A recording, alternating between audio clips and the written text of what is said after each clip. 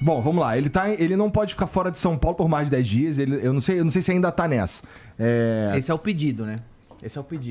Então, E aí vai ficar impedido também de postar conteúdo e tudo mais. Bom, pra mim é bem claro que assim, o que tá rolando ali é... Ô, Léo, cala a boca aqui. E eu te pedi pra calar a boca. Tu não calou a boca, então agora eu vou mandar você calar a boca. E, porra, mandar pessoas calar a boca não é algo que se faz num país democrático. Exato.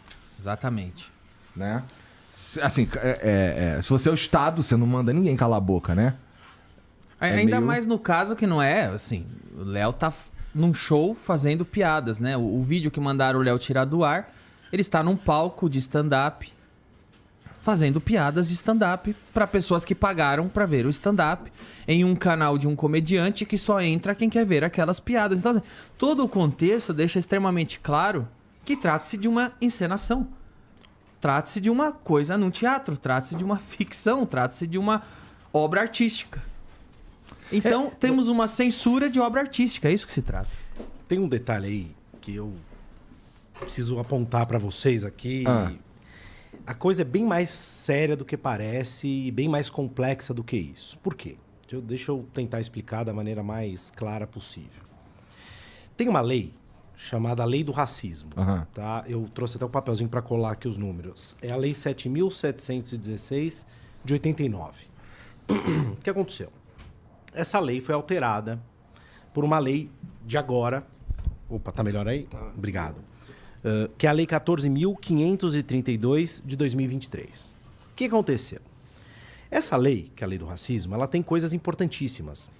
É uma lei fundamental, ponto. Né? A gente não pode admitir que haja racismo, que é uma das coisas mais abomináveis que existe. Racismo, homofobia, transfobia, óbvio que isso não pode acontecer. Mas o que essa lei fez? Ela incluiu, essa lei de 2023, na Lei do Racismo, a chamada injúria racial. Tá certo? Então, se você ofender alguém em razão da cor, etnia, raça, procedência nacional, religião. Você tem uma pena... Religião está no Código Penal. Tá? Você tem uma pena alta, né? De 2 a 5 anos. Mas o que essa lei fez, cara? Essa lei fez algo que, na minha opinião, é muito grave. Ela incluiu um artigo que é o 20A. E o que esse artigo 20A diz? Ele diz o seguinte... que se você cometer qualquer crime da lei do racismo, com intuito recreativo, de diversão ou descontração, a pena é aumentada em 1/3 até a metade. Então, deixa eu agora tirar o juridiquês de lado e vou explicar qual é o ponto. Primeira coisa que tem que ficar clara. Ninguém em sã consciência vai ser contra a lei de racismo. Ninguém, né? Transfobia, etc. Isso tudo tem que ser abominado. Mas qual que é o ponto? Imaginemos que eu seja um baita de um fascista monstruoso e eu abro um canal no YouTube e faça apologia a crimes raciais. Dizendo, olha, não contrate pessoas de tal etnia, etc. Eu tenho uma pena menor do que se eu estiver fazendo uma piada. Eu vou explicar de novo. Tá? Interessante, né? Não é interessante. Isso pra mim é absolutamente chocante. Se eu falo sério, eu recebo uma pena menor do que se eu faço uma piada. E tá na lei isso. Então, qual que é o problema do Léo Lins aqui? Só pra deixar claro, não sou advogado do Léo Lins, nem sou criminalista, tá bem? Meu negócio é a área civil. Tô colocando isso aqui porque é uma questão que me preocupa. Qual que é o ponto, cara, que é mais grave? O Léo Lins não está respondendo a um processo civil. Ele está respondendo a um processo criminal. Então, a medida... O Ministério Público está sendo atacado, do tipo, um absurdo que o Ministério Público está fazendo. O Ministério Público está cumprindo a lei. Ele está sendo acusado da prática de um crime grave, que é o crime de racismo. Então, essa medida de não poder sair de São Paulo, não é que é uma censura civil, do tipo, não, você não vai poder sair, você vai ver só... É tipo assim... Você pode estar querendo sair de São Paulo para fugir da aplicação da pena. Então é uma coisa muito séria. E é inafiançável também. Crime inafiançável. É crime de racismo. É um crime imprescritível. É um crime que a Constituição Federal colocou como um dos mais graves que existem. Então, é só para que vocês entendam o absurdo disso aqui. Né? A gente vai chegar no momento que o advogado vai ter que usar a seguinte defesa. O seu cliente está sendo processado porque ele fez um show de piada, um show aqui, e fez algumas piadas. Aí você vai ter que dizer, não. Ele não fez piada, ele falou sério. Porque ele vai pegar menos tempo de cadeia do que se ele tá fazendo piada. Então, quer dizer, se isso não for absurdo, eu não sei o que é. Tá, e aí tem gente que tem um argumento inteligente até. Eu converso com vários amigos meus juristas. É importante ouvir os argumentos contrários para até pra você pensar nas falhas dos teus argumentos. Isso. E aí tem a turma do direito nos bastidores, a maioria esmagadora mete o pau nisso. Mas em público não costuma falar muito porque pega mal, etc. e tudo mais. Tem um amigo meu que é promotor de justiça, é um cara muito bacana, e ele diz o seguinte: o objetivo da lei foi justamente impedir essa disseminação de uma cultura do racismo recreativo. Ou seja, acabar com essa ideia de que o racismo pode ser algo de brincadeira. Então o objetivo da lei é punir mais gravemente isso. Eu entendo o raciocínio, é um raciocínio que tem base. Mas, primeiro, que isso não deixa de ser desproporcional você punir quem está brincando mais severamente do que quem está falando sério. Segundo, quem fez essa lei não entende nada, minimamente, de sociedade e de arte e de humor. Eu falava para o Danilo outro dia, as pessoas não fazem piada com assuntos que não existem para que eles passem a existir. O problema está posto, o elefante está na sala e as pessoas fazem piada. Então, uma lei dessa, eu arrisco dizer, ela vai ter um efeito contrário. Os comediantes que estão no topo, Danilo, Léo, essa turma que já está, o Malmeira, essa turma que está no auge aí, não vai ficar se arriscando a fazer esse tipo de piada. Mas não vai, porque vai pra cadeia. Agora, a molecada mais nova... Olha lá, hein? Eu espero que não. Né?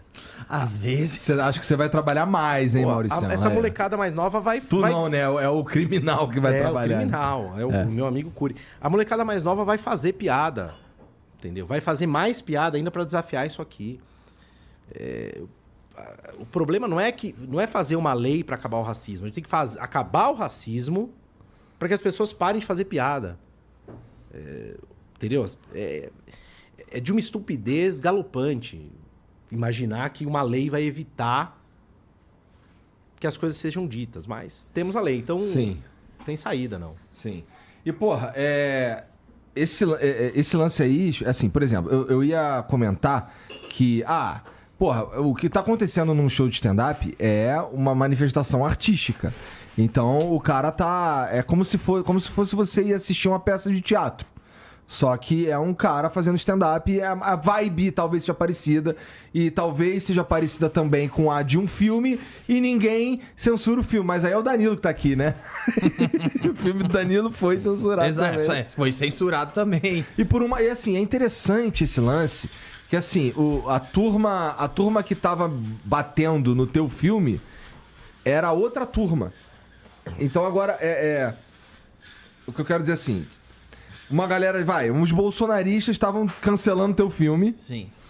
E agora a gente tem a galera lulista cancelando uma outra parada. Então, assim, tá todo mundo indo pro caminho de calar a boca sem se ligar. Exato. Eu acho. Tá todo mundo caminhando pra calar quem é independente. Essa é a verdade. Uma das coisas que mais tá acontecendo é bolsonarista aparecer e falar, faz o L. Não votou no Lula, aguenta a ditadura do Lula. Aí você fala, do que você tá falando, meu amigo? Porque eu tô com o meu advogado aqui do meu lado que acompanhou todas as censuras, cerceamentos de liberdade e autoritarismo que eu passei, tanto no governo da Dilma, do Lula, como do Bolsonaro.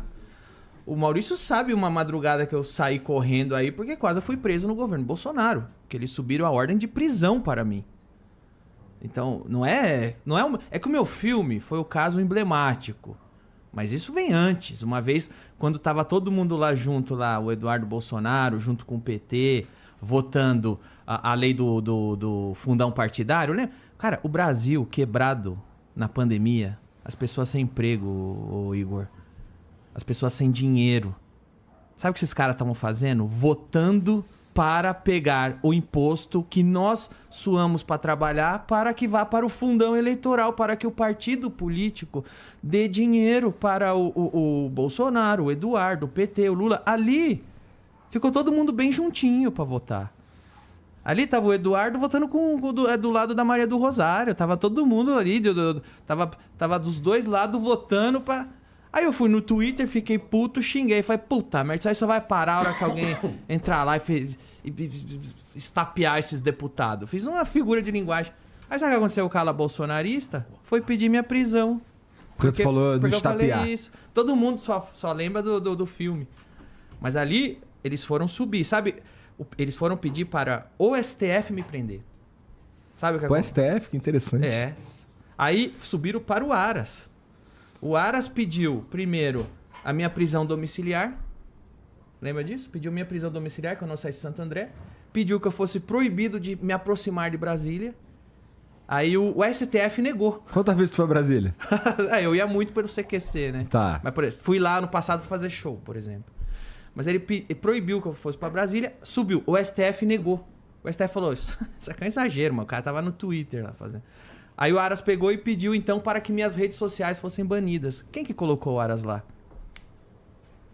É indicação de quem, o Aras? Agora, quando a gente tá falando de censura, vem esses caras faz o L fingindo. Pô, o governo Bolsonaro meteu preso mulher que tava lá, que fez um outdoor que era comedor de pequi. Eles foram atrás para ver quem fez o outdoor e prender. Por mais que eu odeie o Felipe Neto, que seja um mala do caramba, foram lá encher o saco do Felipe Neto pelas opiniões dele. Então, você vê que não é um problema de bolsonarismo e petismo, é os dois lutando para que não tenha voz independente. Essa lei aí que passou teve participação de bolsonarista votando a favor dela. Então, assim, na hora quando o cara tá na máquina, quando o cara tá... Você lembra, antes eu vim aqui a primeira vez no Flow e eu explanei um monte de censura petista que eu passei. Nos 4 anos de Bolsonaro, eu passei a mesma coisa. Por causa de tuitada, por causa de filme. Aí os caras não tem o que falar contra mim, vão pegar um filme de 4 anos atrás. É engraçado esse meu filme, meu Igor, que a primeira vez do filme, os petistas estavam denunciando o meu filme. Depois entrou o Bolsonaro, eles foram num filme de 4 anos atrás e eles me denunciaram. Estavam pedindo minha prisão. O ministro da Justiça do Bolsonaro foi atrás de mim para ver se dava ali uma prisãozinha, uma pressãozinha. Então, assim, como assim faz o L? É os dois, velho. E as pessoas não estão vendo essa porra. Não estão. Porque assim, à medida quando começa a censurar, meu irmão, você precisa entender, você que tá assistindo precisa entender que o pêndulo ele se move. Então assim, agora a gente tá com o Lula é o PT, é a esquerda, que tá no poder, daqui a pouco é a direita que tá no poder. Então, quem tá sendo censurado hoje, quem não tá sendo censurado hoje, corre o risco de ser censurado amanhã com os precedentes que foram abertos hoje. Você sabe quais são todos os passos que estão dando? É para que exista uma elite política. Não interessa se é de esquerda ou de direita. Ou cidadão comum independente que se dane. A impressão que eu tenho é que quando vai... o Bolsonaro... A briga do Bolsonaro, dos bolsonaristas, não é pela liberdade. É para que eles comandem a máquina que determina quem pode ou não pode falar. Tem uma máquina em curso. A briga é para ver quem comanda a máquina, e não para que essa máquina seja implodida. É simplesmente isso.